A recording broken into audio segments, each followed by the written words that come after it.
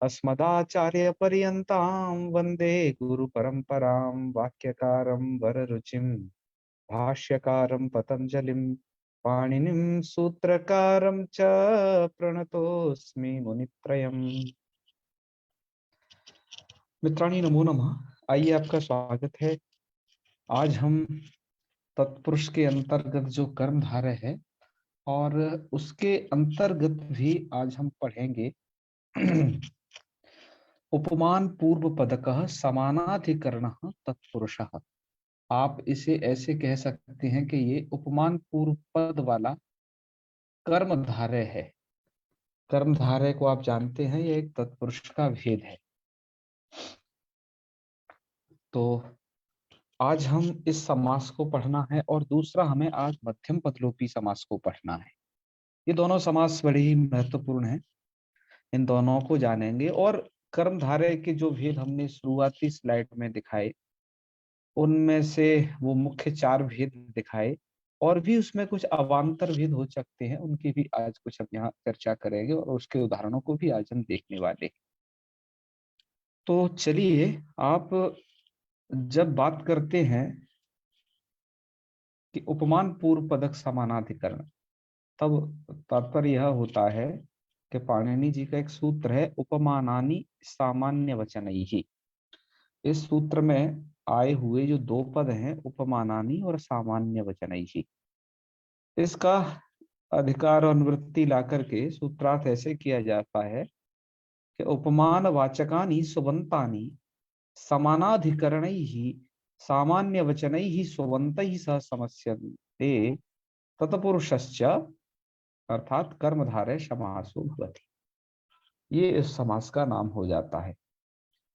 यह अर्थवृत्ति में नहीं लिखा है, हमने इस सूत्र का अर्थ आप सही से समझ जाए इसलिए जोड़ दिया है टीका ग्रंथों की सहायता से। सूत्र का अर्थ बहुत साफ है कि उपमान वाचकानी सुबंतानी, उपमान वाचक सुबंत का समानाधिकरण सामान्य वचन ही, अर्थात सामान्य वचन को कहने वाले सुबंत के साथ में समास हो जाता है, और वह तत्पुरुष होता है, तत्पुरुष संज्ञ कर्मधारय होता है। आप उसे ऐसे कहिए।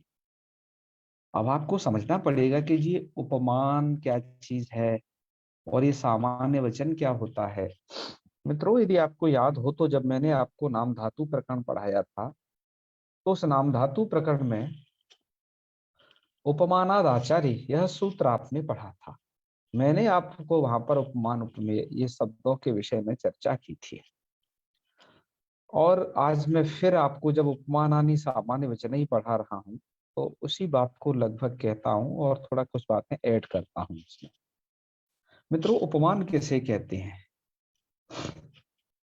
इसको एक उदाहरण के द्वारा आप ऐसे समझ जाओगे कि उपमा स्थले अंश चतुष्टय, जहां पर उपमा होती है, उपमा नाम का यह अलंकार है, जहां पर उपमा है वहां अंश चतुष्टय होते हैं, चार अंश होते हैं। कौन कौन से? जिसमें नंबर एक है उपमानम, नंबर दो है उपमेय, नंबर थ्री पर आता है उपमा बोधक शब्द, और नंबर चार पर आता है ये साधारण धर्म, जिसको यहाँ पर पाणिनि जी समान वचनम सामान्य वचनम के नाम से दिए। इसी को कहते हैं हम साधारण धर्म साहित्य की भाषा में। सत्यम जी सुन पा रहे होगे ना? जी जी जी प्रणाम। तो उपमा के अंश ये चार होते हैं। आप में से बहुत सारे छात्र इसे पहले से जानते होंगे। इन चारों को ऐसे भी समझ लीजिएगा आप जब ऐसे उपमा अलंकार पढ़ेंगे तो वहां पर इसकी चर्चा है, लेकिन यहाँ जाने रहेंगे तब भी उपमा अलंकार पढ़ जाएंगे। इन चारों में सबसे पहले उपमानम। उपमानम किसे कहते हैं, इसकी परिभाषा को मानदाचार्य पर लिख चुके हैं, अब सामान्य रूप से व्याख्यान कर देते हैं। उपमानम अर्थात चंद्र। कैसे चंद्र उपमान होता है? मित्रों, जो अधिक गुणों से युक्त होता है, अर्थात जिसकी उपमा आप दे रहे हो, है ना, तो मतलब जिसके साथ दे रहे हो, जो कि उत्तम गुणों वाला है, तो इस वाक्य को थोड़ा सा गौर से पढ़ें। चंद्र एवं शोभनम मुखम। उपमा के जो चारों तत्व हैं, मैंने उन सभी का वर्णन यहाँ कर दिया है इस उदाहरण के अंतर्गत। जैसे चंद्र उपमान है, क्यों? क्योंकि हम मुख को कैसा बताते हैं, चंद्र के जैसा। तो यह जो मुख है ये उपमेय होता है, उपमान चंद्र होता है। और ये भी ध्यान रखें, जो उपमान होता है वो अधिक गुण वाला होता है, उपमेय उसकी अपेक्षा में थोड़ा हीन गुण वाला होता है, उससे कम गुण वाला होता है। तो ये दो तत्व हो गए, उपमान और उपमेय। तीसरा तत्व होता है इसमें उपमा बोधक शब्द। उपमा बोधक शब्द कहीं इव आ जाए, कहीं यथा आ जाए, कहीं एव आ जाए, इस तरीके से उपमा बोधक शब्द आते हैं, जो कि आप साहित्य दर्पण में आप इन्हें देख लीजिएगा। हम यहाँ पर एक इव नाम के उपमा बोधक शब्द को लिखे हैं, अन्य भी उपमा बोधक शब्द हैं।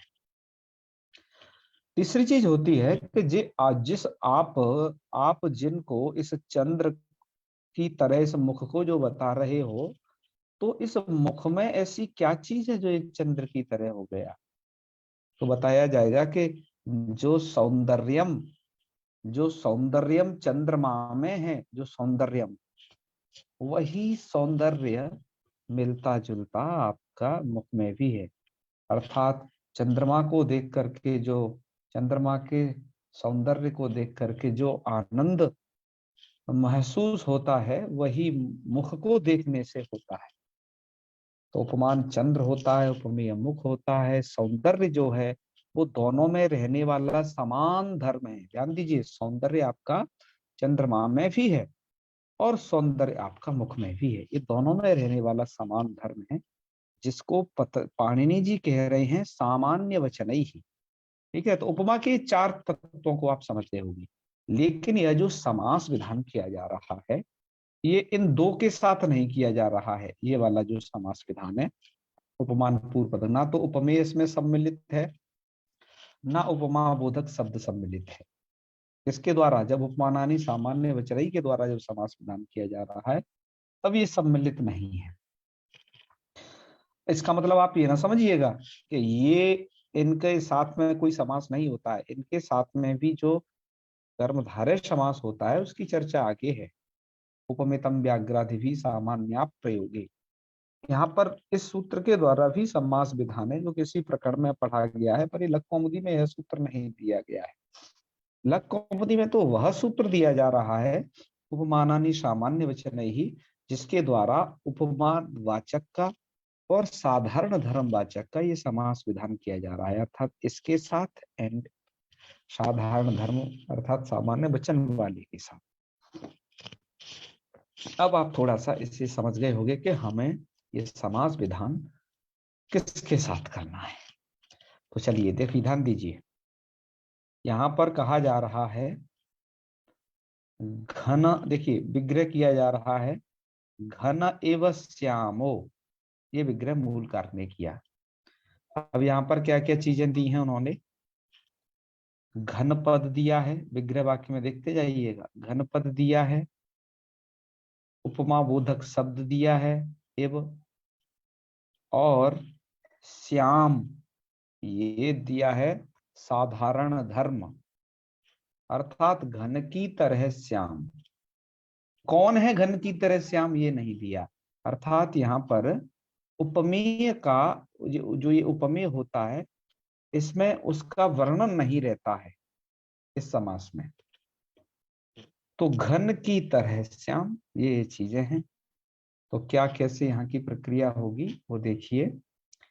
वो ऐसे होगी कि घन इव श्यामः इति लौकिक विग्रहे, घन सु श्याम सु इत्यलौकिक विग्रहे, उपमानानि सामान्य वचन इति सूत्रेण उपमावाचकस्य घनसु इत्यस्य सामान्य वचनैः अर्थात श्यामसु इति सामान्य वचनेन सुबंतेन सह समासे।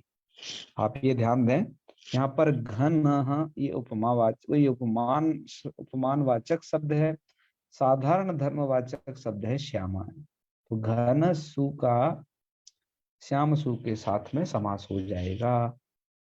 तो श्यामसु इति सामान्य वचनेन सुबंतेन सह समासे, समासत्वात् प्रातिपदिकत्वे उपसर्जन संज्ञकस्य घनसु, घनसु यह उपसर्जन संज्ञक है क्योंकि समास विधायक शास्त्र है। यहाँ पर उपमानानि सामान्य वचन ही, इसमें प्रथमांत पद से निर्दिष्ट हो गया उपमानानि यह पद। तदजन्य बोध्य विषय लक्ष्यस्थ हो जाएगा घनसु, अतः इसका पूर्व में प्रयोग हो जाएगा। नित्यस्य पूर्व प्रयोगे, और सुपलुकी अर्थात घनसु श्यामसु के आगे सुपलुक है, इसका लुक कर देना, सुप का लुक करके घन श्याम इति जाते, और विभक्ति कार्य चक्र पे विभक्ति कार्य आप करेंगे तो श्याम शब्द पुल्लिंग है तो घन श्याम ये रूप बन जाएगा। इसकी तरह और कौन कौन बनते हैं, आइए ये भी देख लेते हैं हम वहमी व्याख्या की सहायता से। ध्यान रहे ये उपमान पूर्व पदक होंगे सभी के सभी।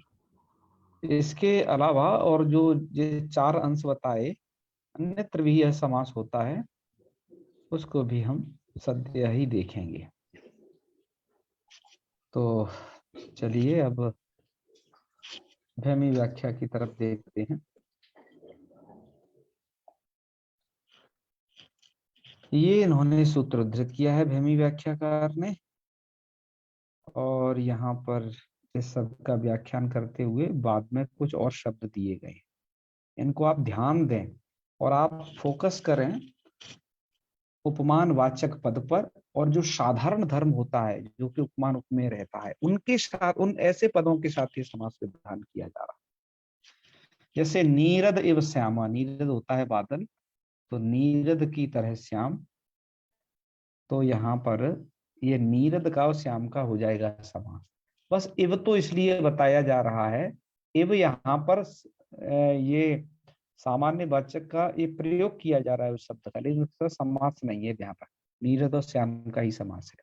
तो नीरद श्याम बना लेना। श्याम जो है ये साधारण धर्म है, जो नीरद में भी रह रहा है, नीरद यानी बादल, और जिस उपमेय का यहाँ वर्णन नहीं है ऐसे किसी उपमेय में भी रह रहा है, यानी भगवान कृष्ण समझ लो वो उपमेय है यहाँ पर।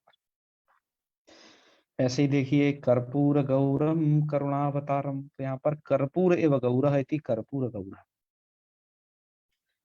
कर्पूर की तरह गौर, ऐसे कौन है, भगवान शिव। ध्यान दीजिए उपमेय कहीं नहीं दिया गया है यहाँ।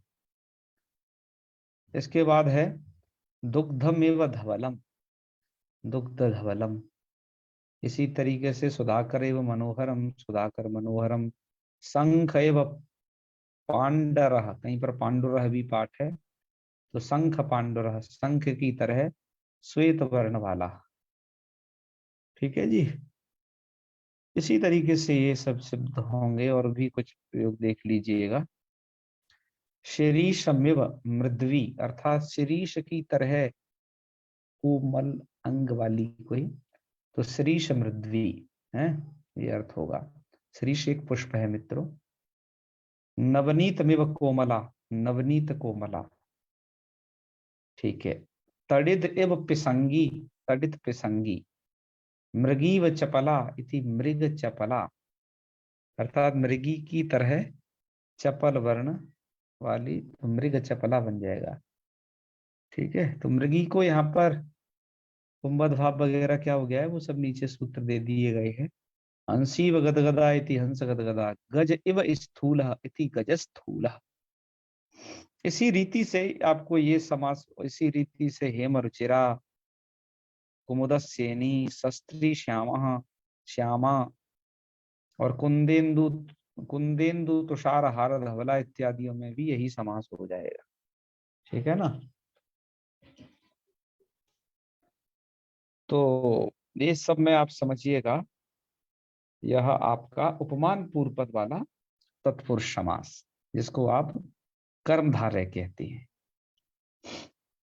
इन इन समासों को, अर्थात इसकी सिद्धि को आपके ये विद्वान को ऐसे लिखे हैं सुधा व्याख्याकार, यहां से देखिए।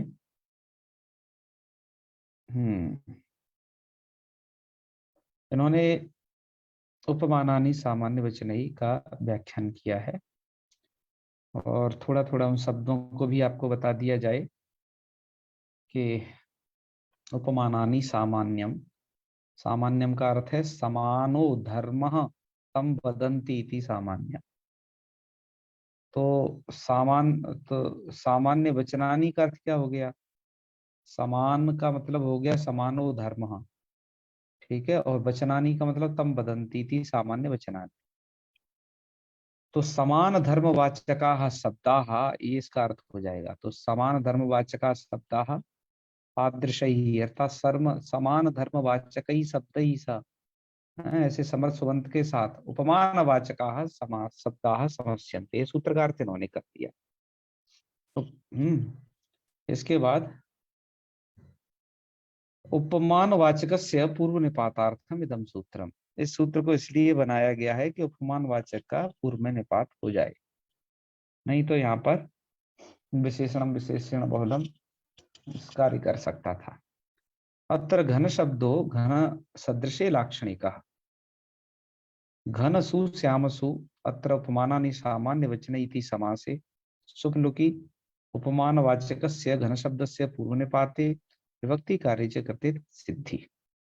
ये आपको लग गया होगा कि इसके द्वारा क्या कहा जा रहा है। तो मित्रों, ये हमने पढ़ा जहां उपमान वाचक का पूर्व में प्रयोग है और उसका समास जो हुआ है सामान्य धर्म वाले के साथ हुआ है ये समास। तो कर्मधारय में हमने ये जो है दूसरा भेद पढ़ा। कल के वीडियो में हमने जो पढ़ा था वो विशेषण पूर्व पद वाले समासों को पढ़ा था। मित्रों, यदि आपको विशेषण और विशेष जानने में ये हो थोड़ा समस्या, तो आप बाल मनोरमा व्याख्या को देख सकते हैं। प्रेमी व्याख्याकार ने भी उसे दे रखा है। संस्कृत भारती की पुस्तक जो है समासः, या फिर अष्टाध्यायी प्रवेश तिलक राव जी की जो पुस्तक है, इनके माध्यम से यहाँ इस स्थल पर कि कौन कब विशेषण होता है, जैसे वहां काफी चर्चा की गई है जातिवाचक शब्द गुणवाचक शब्दों में कौन कैसे विशेषण विशेष्य होता है। जो 4 प्रकार के शब्द हैं उनमें विशेषण विशेष्य का क्या नियम है, ये नियम भी वहां पर किया गया है।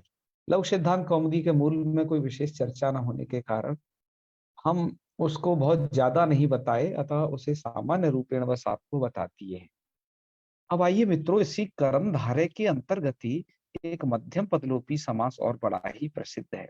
टीकाकार उसको मध्यम पदलोपी के नाम से दर्शाते हैं और कोई कोई टीकाकार उसको कहते हैं साख पार्थवादित्वात् समासः।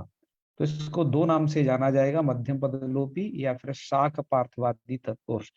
फिर ध्यान रखिए ये सब कर्मधारय का भेद है, अतः हमने कर्मधारय शब्द को यहाँ अवश्य लिखा है। कर्मधारय इसलिए है मित्रों कि वो दोनों जगह समान विभक्ति है, क्योंकि तत्पुरुषा समानाधिकरण कर्मधारय इस नियम के अनुसार। तो चलिए, यहाँ पर एक वार्तिक उद्धृत किया गया है। टीकाकारों का ये मत है कि ये वार्तिक जो है वर्णो वर्णेन सूत्र के भाष्य में उद्धृत था। वार्तिक यह करता है कि साक पार्थिवादी नाम सिद्ध है उत्तर पद लोपस्योपसंख्यानम। वार्तिक का अर्थ ये होता है कि साक पार्थिवादी शब्दानाम सिद्ध है, साक पार्थिवादी शब्दों की सिद्धि के लिए पूर्व पदस्थितस्य उत्तर पदस्य, आप उसे कहेंगे मध्यमस्य भी कह सकते हैं। मैं मध्यमस्य वो कैसे जाता है, लोपः कर्तव्य, उसका लोप करना चाहिए। ध्यान दीजिए, सूत्र तो ये कह रहा है उत्तर पद लोपस्य उपसंख्यानम, उत्तर पद के लोप का उपसंख्यान करना चाहिए। उपसंख्यानम इत्युक्ते अधिक वचनम कर्तव्यम, ये करना चाहिए। लेकिन हम इस समास को क्या टीकाकार इस समास को क्या मध्यम पदलोपी कह रहे हैं, जबकि भाष्यकार तो इसको उत्तर पद लोप कर रहे हैं। तो इसको जस्ट बस अभी आपको बताते हैं, जब इन रूपों की सिद्धि करना बस अब हम आरंभ करते हैं। तो बात यह है मित्रों, साक पार्थिवादी एक गण है। उस गण में कुछ ऐसे शब्द पढ़े गए हैं कि जिसमें बीच के किसी पद का लोप हो जाता है और वहां पर जो समास होता है वो कर्मधारय होता है उसमें। और वह जो गण है वो आकृति गण है, ये भी बात जान लें। वो गण कैसा है, आकृति गण, अर्थात उसमें जो शब्द पढ़े गए हैं उतने ही मत समझ लेना कि भैया इतने ही हैं। बल्कि आपको मध्यम पद का लोप अन्यत्र भी कहीं दिखे है, आप उसे देख सकते हैं, टीकाकार संकेत करेंगे। हाँ, मध्यम पद के लोप को समझना एक आपके लिए इस समास को क्या कहें कि, और उसके मध्यम पद की स्वयं ऊहा करनी पड़ती है कि जैसे ये पद हो सकता है। जैसे उदाहरण के लिए देखिए, यहाँ पर दो उदाहरण मूलकार ने प्रस्तुत किए हैं। सबसे पहला है इनमें शाक पार्थिव एंड दूसरा उदाहरण है देव ब्राह्मण। ठीक है, यदि साधारण इंसान इसको समास को करे, साधारण का मतलब जो नियम नहीं जान रहा है ऐसा छात्र समास करे, तो शाक पार्थिव में कुछ ऐसा कर देगा कि शाकस्य पार्थिव, कि सब्जी का राजा। ऐसा कर सकता है ना। हाँ हाँ। और देव ब्राह्मण का ऐसा कर सकता है कि देवानाम ब्राह्मण। लेकिन मित्रों, इससे पूरा अर्थ नहीं निकल के आता है जैसा अर्थ अभीष्ट है। तो इसके लिए क्या करना पड़ता है यहाँ पर, कि यहाँ पर हमें समझना पड़ता है कि मध्य में कुछ पद है। आप थोड़ा गौर करेंगे, यहाँ पर दरअसल हम तीन पदों के बीच में समास कर रहे हैं। सबसे फर्स्ट है शाक, सेकंड है प्रिय, तीसरा है पार्थिव।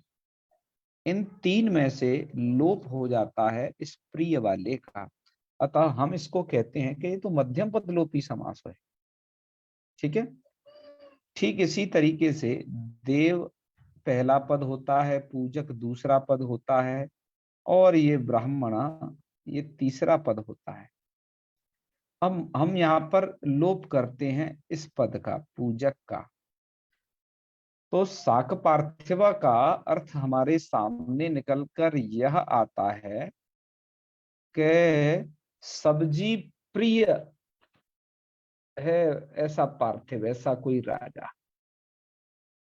ऐसे भी राजा रहे होंगे ज्यादा सब्जी भाजी खाने वाले, तभी ऐसा प्रयोग दिया है, नहीं तो खीर खाने वाले, रबड़ी खाने वाले है, ऐसे राजाओं के इसमें नहीं है। ऐसे ही देव ब्राह्मण, देव ब्राह्मण में क्या है कि देव पूजको ब्राह्मण, देवताओं की पूजा करने वाला ब्राह्मण। तो ये देखिए, पूजा अर्थ देव ब्राह्मण से कौन समझेगा कि इसका पूजा ही अर्थ है। ठीक है, देव पूजक ब्राह्मण, कोई ऐसा भी तो मध्यम पद का लोप कर सकता है, देव याजक ब्राह्मण, या देवों को यजन करने वाला ब्राह्मण। तो ये जो मध्यम पद लोप है मित्रों, ये मध्यम पद, इसकी कल्पना आपको स्वयं करनी ही होगी कि ये है मध्यम पद, ये करनी पड़ती है। ठीक है, जैसे यहाँ पर किसी ने प्रिय को समझ लिया और यहाँ पर किसी ने समझ लिया है पूजक को, ये मध्यम पद लोप है। तो देव पूजक को ब्राह्मणा करो तब भी देव ब्राह्मणा बन जाएगा ना। हाँ, और देव याजक ब्राह्मणा करो तब भी बन जाएगा। और देव मारक का ब्राह्मणा करोगे तो देवों को मारने वाला ब्राह्मण, तो देव ब्राह्मण ऐसा भी बन जाएगा ना। तो आप कहोगे देवों को भी कोई ब्राह्मण मारता है क्या? भैया रावण जैसे भी कुछ हो गए हैं। तो ऐसे निश्चित ही बन सकते हैं प्रयोग। तो ये मध्यम पद का जो लोप है भैया, ये बड़ी आपके अर्थ पर डिपेंड करता है कि आप क्या वहां पर है। और ये आपको तभी करना चाहिए मेरे हिसाब से तो, क्योंकि शाक पार्थिवादि की सिद्धि शिष्ट परंपरा पर नितांत आधारित है। शिष्ट परंपरा में कहाँ पर ये मध्यम पद लोपी समास का विधान किया गया है और कौन से वाले मध्यम का, ये वहां देख दर्शनीय है। आइए थोड़ा इसकी प्रक्रिया समझते हैं। इसकी प्रक्रिया में थोड़ा एक अवांतर समास और हो जाता है। तो यहाँ पर जो तीन पद आप देख रहे हो, शाक प्रिय और पार्थिव और देव पूजक और ब्राह्मण, तो सबसे पहले क्या करिए, यहाँ पर आप देख पा रहे होगे कि शाक प्रिय ये दो शब्द भी जुड़े हुए हैं, तो एक ऐसे जुड़ गए, यहाँ कौन सा समास हो गया है। और इसी देव पूजक में भी जुड़े हुए हैं। तो आइए सबसे पहले शाक प्रिय से निपट लेते हैं, देव पूजक पे बाद में जाते हैं। तो शाक प्रिय यस्य सा, सबसे पहले शाक प्रिय में बहुब्रीहि समास कर लो। शाक सु प्रिय सु अनेक मन्य पदार्थ सूत्र को आप आगे पढ़ोगे, इससे बहुब्रीहि समास आपने कर लिया। बहुब्रीहि समास का मतलब उसका नाम बहुब्रीहि हो गया और दोनों विभक्ति का लुक हो गया, तो शाक प्रिय बचा। अन्य पदार्थ पुल्लिंग है, तो जिससे शाक प्रिय बन जाएगा। तो सबसे पहले आप शाक प्रिय को निष्पन्न कर लीजिए बहुब्रीहि करके। उसके अनंतर क्या करिएगा, जब साकप प्रिय आपका बन गया, दूसरा पद है आपके पास पार्थिव, अब इन दोनों का समास करिए। तो ऐसे होगा, अब ये कर्मधारय में विग्रह है कि साकप प्रिय चासौ पार्थिवश्च। यहाँ पर साकप प्रियसु और पार्थिव सु, यहाँ पर हो गया कर्मधारय समास। कर्मधारय समास का मतलब ये है मित्रों, यहाँ पर ये विशेषण समास है। दरअसल साकप प्रिय विशेषण है उस पार्थिव का, ऐसे ही ब्राह्मण का विशेषण है देव पूजक का। तो यहाँ पर आप विशेषणम विशेषण बहुलम सूत्र द्वारा समास कर लीजिएगा। ठीक है, तो ये वार्तिक क्या करेगा, ये वार्तिक क्या करेगा फिर, तो वार्तिक ये करेगा कि साक पार्थिवादि इत्यादि जो शब्द हैं उनकी सिद्धि के लिए सूत्र कहता है उत्तर पद लोपस्य उपसंख्यानम, उत्तर पद का लोप हो जाता है। उत्तर पद का मतलब पूर्व पद स्थितस्य उत्तर पदस्य, पूर्व पद में स्थित जो उत्तर पद है। तो ध्यान दीजिए, अब जब साकप प्रियश्चासौ पार्थिवश्च यहाँ समास हो रहा है, तो साकप प्रिय इति एकम पदम अस्ति, पार्थिवसु इति अपरम पदम अस्ति। तो पूर्व पद में स्थित, पूर्व पद में स्थित है साक और प्रिय, और उत्तर में कौन है, प्रिय शब्द। तो इस प्रिय का उत्तर पद का लोप हो जाता है, इस प्रिय का। अब ये जो है साक के और पार्थिव के बीच में पड़ता है ये, इसलिए यहां पर हम कहते हैं कि ये मध्यम पद का लोप हो गया। इसीलिए अब जब आप कर्मधारय समास कर दोगे, उससे मध्यम पद का लोप कर दिए, प्रिय का लोप कर दिए, तब बचेगा शाक पार्थिव, और सुआदि कार्य करके व्यक्ति कार्य करके शाक पार्थिव बना लीजिएगा। आप इस समास को कहोगे क्या, कि आप इसे केवल कर्मधारय कह सकते हो, तो दो तरीके की विधा है इसे कहने की। एक तो आप कह सकते हैं कि जी ये तो मध्यम पद लोपी समास है, ऐसा सीधा कह दिया जाता है। और भी आप उसे सही तरीके से कहोगे क्योंकि है वो कर्मधारय ही, तो ऐसे कह दिया जाता है कि बहुब्रीहि गर्भ कर्मधारया, अर्थात ऐसा कर्मधारय समास है जिसके गर्भ में बहुब्रीहि है। अर्थात पहले साकप प्रिय कर दिया गया है, साकप प्रिय में बहुब्रीहि, फिर इन पदों के साथ आप कर्मधारय कर रहे हो, तो इसको कहेंगे हम बहुब्रीहि गर्भ कर्मधारय समासा, ये भी आप कहेंगे इसे। और मुख्य जो प्रसिद्ध है टीकाकारों के बीच में, ये जो है मध्यम पदलोपी समास या साक पार्थिवादी समास आप इसे कहें। इसी तरीके से ठीक है, देखिए यहाँ पर देवानाम पूजक, पहले तो देव पूजक बना लीजिएगा षष्ठी समास करके। जब आपका देव पूजक बन जाएगा तो फिर ब्राह्मण के साथ फिर उसमें कर्मधारय करिए, देव पूजकश्चासौ ब्राह्मणश्च, तो आपका हो जाएगा देव पूजक सु और ब्राह्मण सु। आप कर्मधारय समास कर देंगे वही विशेषण विशेषण बहुलम से, तो देव ब्राह्मण और सुआदि कार्य करके आप देव ब्राह्मण, हाँ इस तरीके से इस प्रयोग की भी सिद्धि कर सकते हैं। तो ये था आपके मध्यम पद लोप में। ठीक है, आइए अब हम देखते हैं और ऐसे किन शब्दों की सिद्धि मध्यम पद लोप के द्वारा आप कर सकते हो। धर्मी व्याख्याकार ने उन्हें संकलित कर दिया है, तो आइए एक दृष्टि वहां पर दौड़ा लेते हैं। अच्छा, पहले इसकी सिद्धि देख लो जो इन्होंने दी है। तो यहाँ पर ये लिख रहे हैं साक पार्थिवादि को, तो ये जो वार्तिक कहाँ पढ़ा गया है, तो कह रहे हैं वर्णो वर्णी नेति सूत्र भाष्य इदम वार्तिकम पठितम। साक प्रिय पार्थिवा की सिद्धि आगे लिख रहे हैं कि साक प्रिय यस्य स इति साक प्रिय बना लीजिए। और यहाँ पर जब आप ने कर लिया बहुब्रीहि समास, तो वहां एक नियम यह है कि वा प्रियस्य इति प्रिय शब्दस्य पर निपात, प्रिय शब्द का पर में निपात हो गया। ठीक है, फिर आगे क्या करिए, साक प्रियश्चासौ पार्थिवश्च इति विग्रहे। तो यहाँ पर क्या हो गया, बहुब्रीहि गर्भो विशेषण समास, बहुब्रीहि गर्भ में है ऐसा विशेषण समास। विशेषण समास का मतलब क्या है मित्रों, कर्मधारय कई तरीके का है, जिसमें से विशेषणम विशेषण बहुलम सूत्र के द्वारा होने वाले समास को विशेषण समास कहते हैं। मैं भी आपको तकरीबन 6-7 और किसी के मत में 9 भेद उन सबको अभी कर्मधारय के आपको दिखा देता हूं। लघु कौमुदी में तो आपके ये 3 ही भेद दिए गए, विशेषण समास, जो कि विशेषण विशेषण बहुलम से हुआ है। और दूसरा है उपमान पूर्व पद वाला समास, जो कि आपके उपमान पूर्व पद वाला जो समास है, उपमानानि सामान्य वचनई के साथ हुआ है। और आपका ये मध्यम पदलोपी समास, जो कि कर्मधारय के ही दायरे में है, ये भी ये जो है, ये भी विशेषण समास है एक तरीके का। बस ये इसको शाक पार्थवादी नाम से ये अधिक प्रसिद्ध है। तो इतना वर्णन 3 समासों का ही है इसमें, मैं आपको और भी इसमें बताऊंगा। तो ये विशेषण समास हो जाएगा। और तत्पूर्व खंडे बहुब्रीहि है, उसमें पूर्व खंड में बहुब्रीहि समास है। उत्तर पदस्य प्रिय शब्द से लोपा प्रिय का लोप हो जाएगा, तो बन जाएगा शाक पार्थिव। ऐसी देव ब्राह्मण में देवा प्रिया यस्य स इति देव प्रिया। अच्छा, इन्होंने तो इसको भी ऐसा ही कर लिया है, देवानाम प्रिय इति देव प्रिया। हाँ, ऐसा नहीं किया है ना। तो यहाँ पर क्या करना चाहिए, षष्ठी समास करना चाहिए या फिर यही रखें इनके। ऐसा करके इन्होंने तो पूर्व उत्तर बदलोपय बता दिए। एक बार भूमि व्याख्याकार को देखें कि क्या करना उचित है। देवानाम प्रिय, ऐसा करने से शायद बच रहे होंगे, क्योंकि देवानाम प्रिय थी मूर्खे, ऐसा थोड़ा सा उसके लिए प्रयोग हो रहा है। तो ये क्या दे रहे हैं, देव पूजक ब्राह्मण। हाँ, अच्छा, इन्होंने षष्ठी दिया है। भैया छोटे मत हो, बड़े हो जाओ। इन्होंने दिया है षष्ठी, लेकिन उस पर टिप्पणी भी लिख रहे हैं कुछ। देवानाम पूजक थी देव पूजक।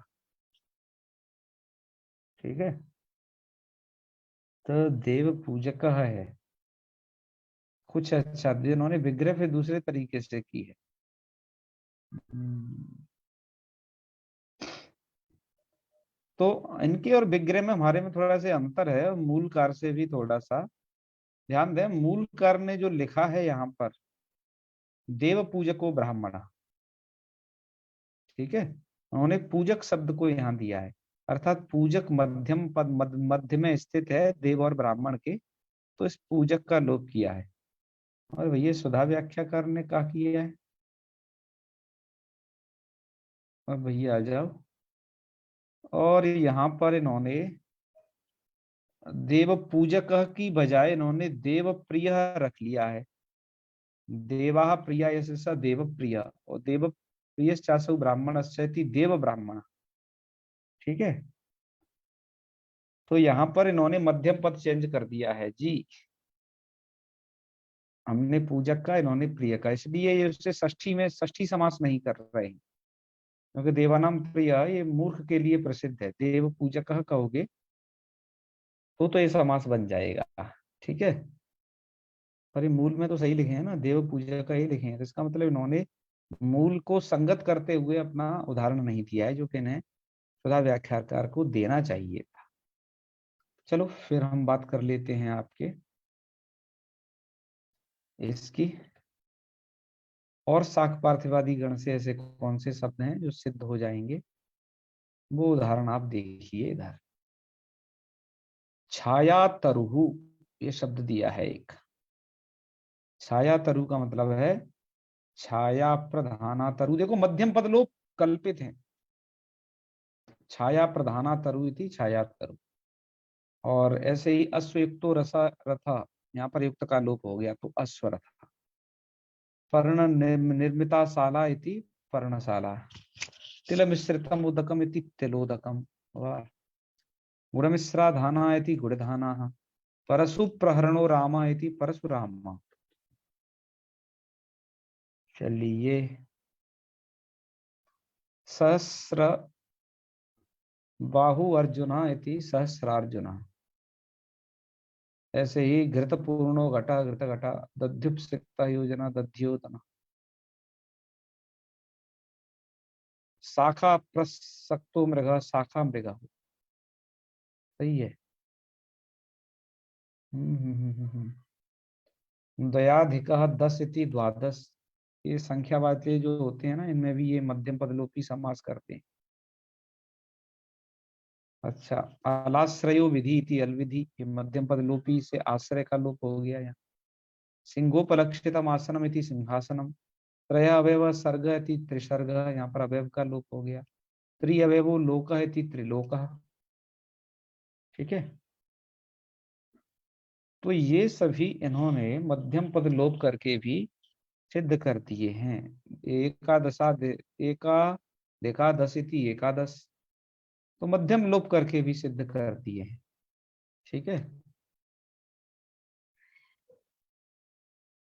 और नीचे कुछ टिप्पणी भी दे रहे हैं जहां जहां पर इसका उदाहरण है ये। ठीक है, तो इस तरीके से इनको सिद्ध कर दिया गया है। यहाँ पर जो मुख्य बात यही है कि इनको ऐसे भी तो सिद्ध किया जा सकता था अन्य प्रकार से, तो इनको मध्यम पद लोप से इसलिए कर रहे हैं कि इन्हें समुचित अर्थ का लाभ हो जाए, इसलिए इन्हें मध्यम पद लोपी करके इन्हें बना रहे हैं। ठीक है ना, सरोज जी क्या कहना चाहते हैं, बताएं। सर यदि एग्जाम में आएगा आएगा शाखा पार्थिव और दीप ब्राह्मण, हम कर्मधारय समझ लेंगे। हाँ, केवल ऑप्शन में वो ऐसा नहीं लिखेंगे, क्योंकि ऑप्शन जो बना रहे हैं उन्हें तो जानकारी होगी ही, कई कर्मधारय के ही भेद हैं, वो जी इसे आपको मध्यम पद लोपी के नाम से देंगे, जी सर, यदि अन्यथा शाक पार्थिवादी देंगे। कर्मधारय दे सकते हैं उसे, सर, है ना। वस्तुतः है ये विशेषण समास ही देखे जाए, क्योंकि यहाँ पर विशेषण विशेषण बहुलक से ही सभी कार्य सिद्ध हो रहा है, तो सर ये सभी उदाहरणों में। पूर्वशाला में कौन सा समास है? कौन से पौर्वशाला में? हाँ तो उसके लिए तो आपको बता ही दिया गया है ना, कि वहां पर तो आपको कर्मधारय समझना है। कर्मधारय, यस, तद्धित है ना, तद्धित पद, हाँ, तद्धितार्थ। तद्धित तद्धित प्रत्यय लग गया अलग है, वो एक कोई चीज अलग है। और उसमें तो वैसे वो तद्धितार्थ के विषय में हो गया है, बल्कि ये कहिए पौर्वशाला। तो ठीक है, कर्मधारय। हाँ हाँ, कर्मधारय है वो। और देखो, जहां जहां पर दो समास भी इकट्ठे हो जाते हैं ना, तो उनकी व्यवस्था भी हम जैसे अभी क्या हुआ था कि यहाँ पर शाक पार्थिवा में शाक प्रिया में पहले बहुब्रीहि था, उसके बाद में आपके तत्व ये जो है आपका कर्मधारय था। तो हम ऐसे समासों को फिर क्या कहते हैं, ऐसी संज्ञा देते हैं कि तत्पुरुष वो बहुब्रीहि गर्भ विशेषण समासा, जैसे इन्होंने भी कहा था, यहाँ पर उसे कहें आप कर्मधारय समासा। इस तरीके से ऐसे उनका नामांतर हो जाता है। ठीक है, आइए अब हम आगे देखते हैं कि ये कर्मधारय के और भेद कितने होते हैं, उन भेदों पर थोड़ी सी चर्चा कर ली जाए।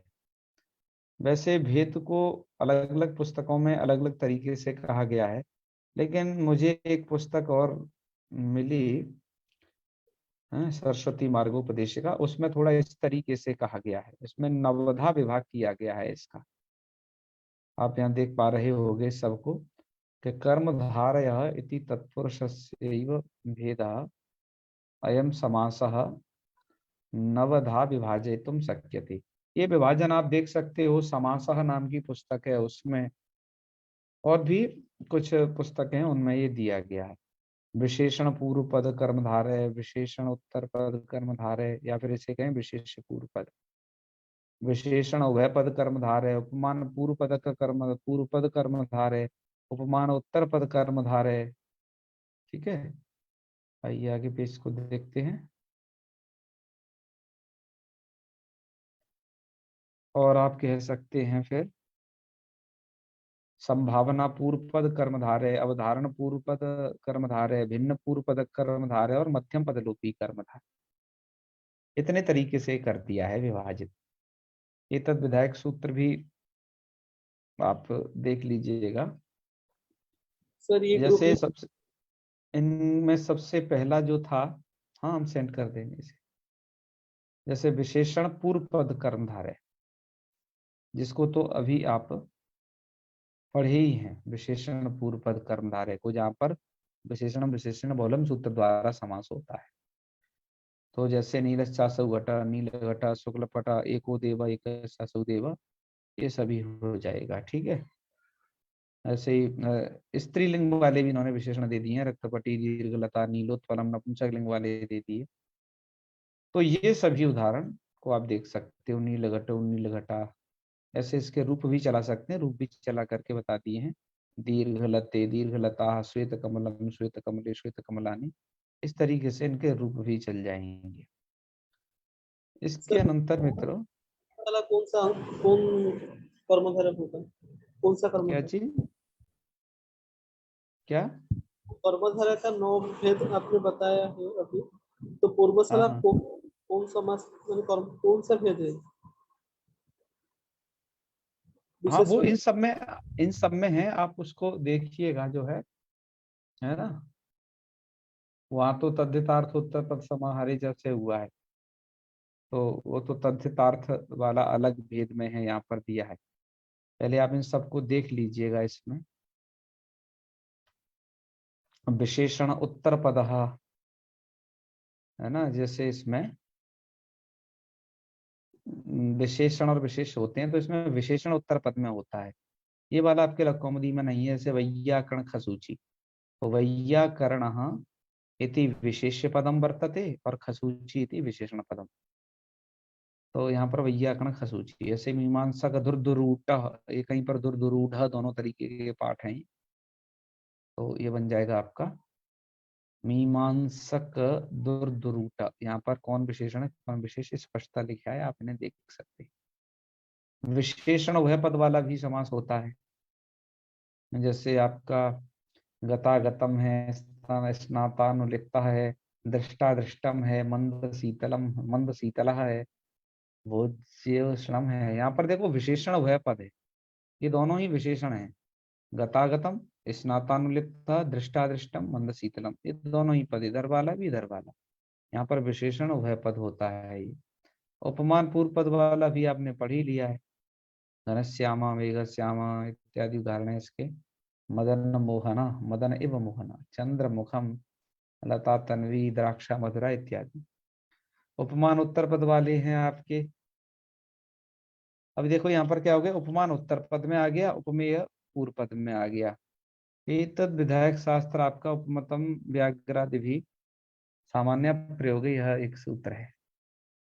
तो यहाँ पर देख ध्यान दें, पुरुष उपमेय है, पुरुष को उपमा दी जा रही है। किसके उपमा दी जा रही है, किसके साथ, व्याघ्र के साथ दी जा रही है। और समान वचन कौन है यहाँ पर, एव पद।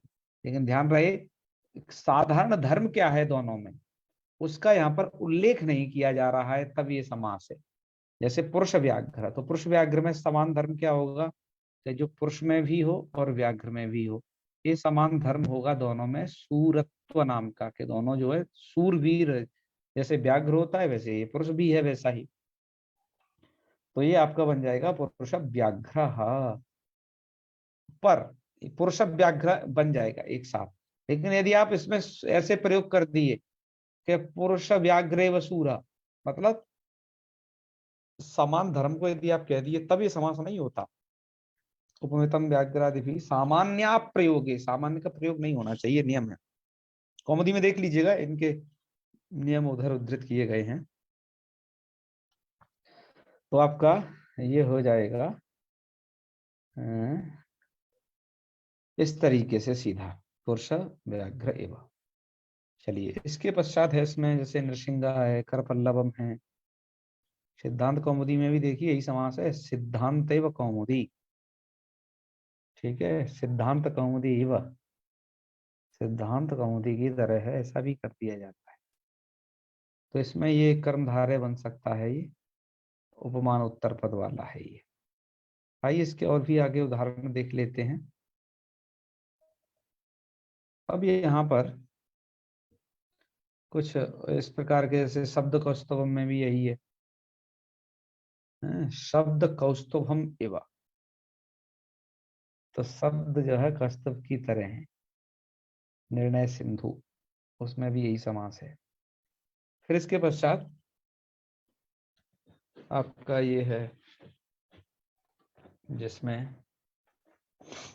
पूर्व पद में ये रहता है संभावना पूर्व पद, जैसे गुण इति बुद्धि इति गुण बुद्धि, यहाँ पर संभावना पूर्व पद होता है, गुण इति बुद्धि इति गुण बुद्धि।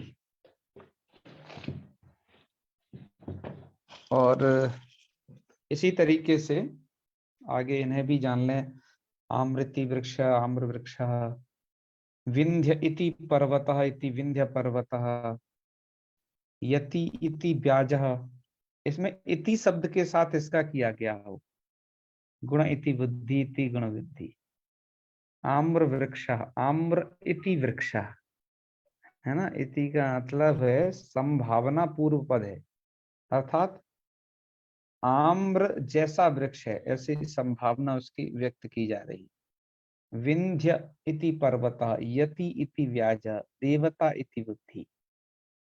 तो ये अवधारण पूर्व पद वाला, जैसे आगे देखिए, मुखम एव चंद्र, ये किया गया है, ठीक है जी। विद्या एव धनम, विद्या धनम, तो ये अवधारणा पूर्व पद है।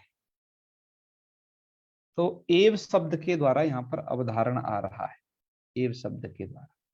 यहाँ पर ऐसा अर्थ होता है मुख चंद्र, मुख चंद्र का मतलब मुख एव चंद्र, अर्थात मुख का ही यहाँ अवधारण किया जा रहा है ना, मुख एव चंद्र, के मुख है, मुख ही चंद्र है ऐसा। विद्या एव धनम इति विद्या धनम, ठीक है। तो इस तरीके से आप इन समास को यहाँ कर सकते हैं। और पाद पद्मम, मुख कमलम, और तपह एव धनम इति तपोधनम। ध्यान दीजिए, इसमें से कुछ जगह षष्ठी समास भी हो सकता है, ये आपने जो भी कर्मधारय के उदाहरण पढ़े इसमें, लेकिन आपकी अर्थ विवक्षा के ऊपर निर्भर है कि आप उन्हें कैसा कैसा करते हैं, तब तो ये बन जाएगा, ठीक है।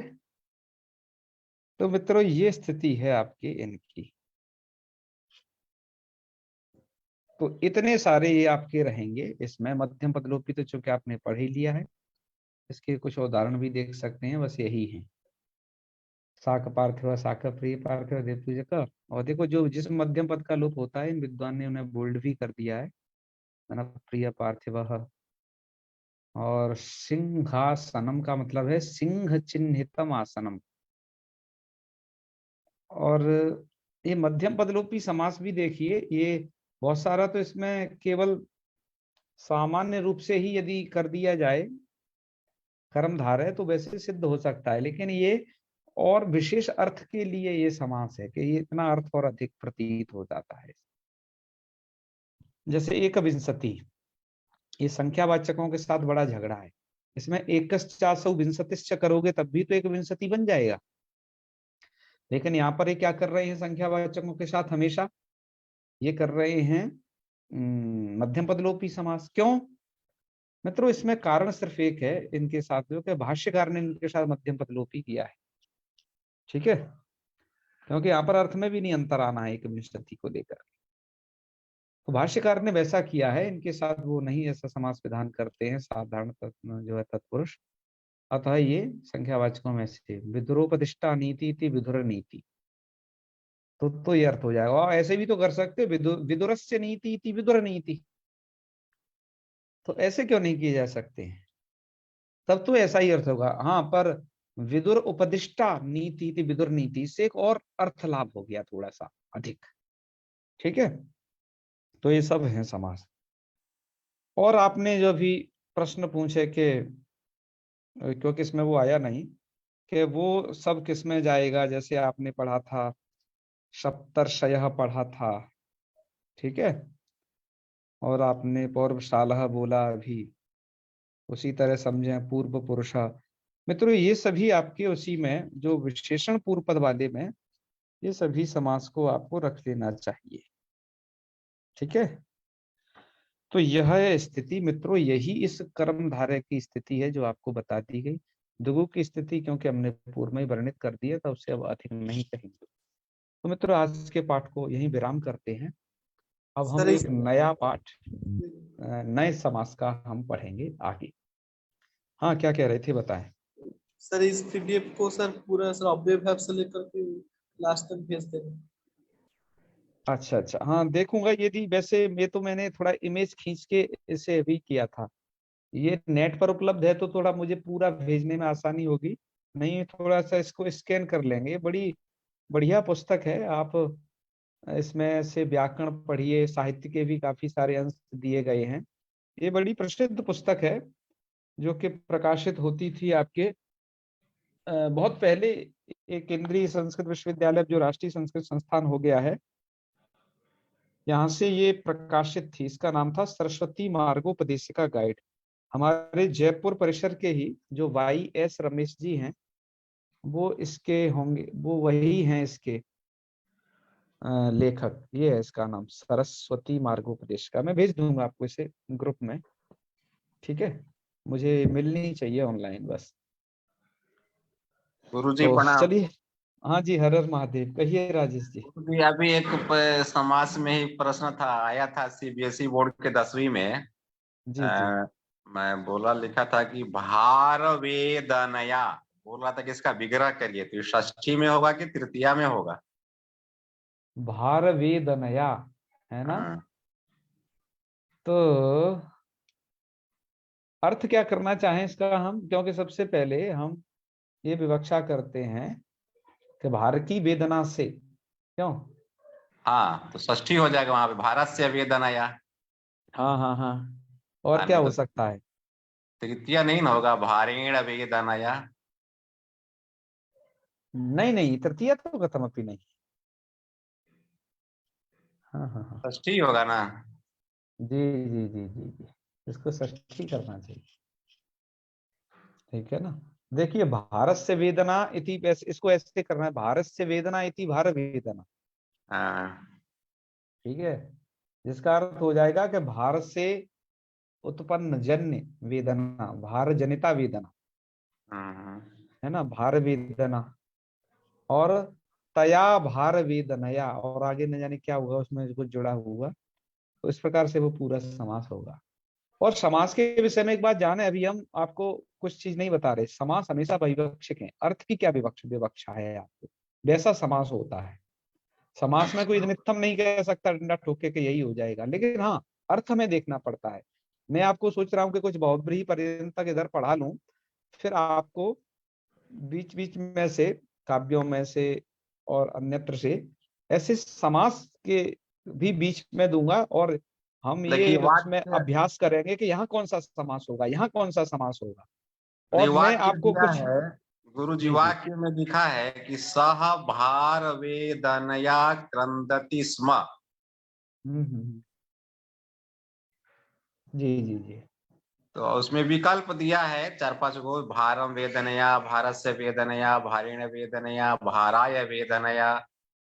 तो विकल्प में दिया है वो अच्छा अच्छा अच्छा।